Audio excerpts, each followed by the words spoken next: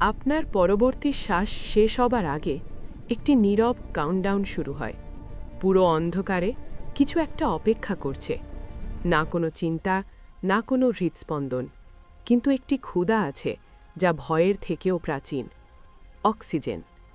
আমরা বুকের ভেতরে প্রবেশ করি। দুটি বিশাল কাঠামো দেখা দেয়, নরম, জীবন্ত। ফুসফুস কখনো ঘুমায় না, এগুলো ধীর গতির আকাশ গঙ্গার মতো প্রসারিত হয়, বাইরের জগৎকে ভিতরের দিকে টেনে আনে। প্রতিটি শ্বাস নেওয়া এক ধরনের আক্রমণ, প্রতিটি নিঃশ্বাস মুক্তি।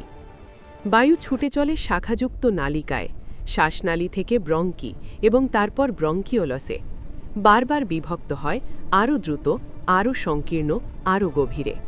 এই পথের প্রান্তে থাকে মিলিয়ন মিলিয়ন ছোট থলি, অ্যালভিওলাই।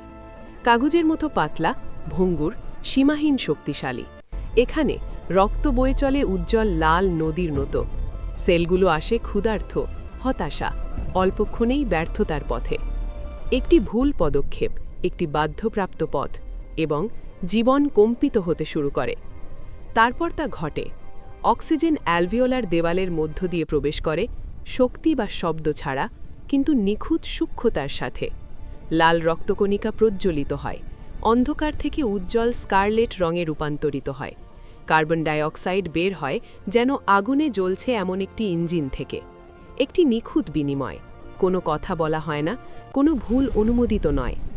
এই বিনিময় প্রতি মিনিটে মিলিয়ন মিলিয়ন বার ঘটে, অনুমতি ছাড়া, বিরতি ছাড়া। আপনি ঘুমাচ্ছেন কিনা, দৌড়াচ্ছেন কিনা, ভয় পাচ্ছেন কিনা, ফুসফুস মানিয়ে নেয়, দ্রুত, গভীরভাবে, শক্তিশালীভাবে। ফুসফুস শুধু বায়ুর ব্যাগ নয়, এগুলো জীবন্ত ফিল্টার, বিশ্ব এবং আপনার রক্তের মধ্য প্রহরী। প্রতিটি শ্বাস এক ধরনের হিসাবকৃত ঝুঁকি এবং একটি জয়। আপনি এই মুহূর্তটি ভুলবেন না, কিন্তু আপনার ফুসফুস ভুলবে না, কারণ যতক্ষণ তারা শ্বাস নিতে থাকবে, আপনি বেঁচে থাকতে পারবেন।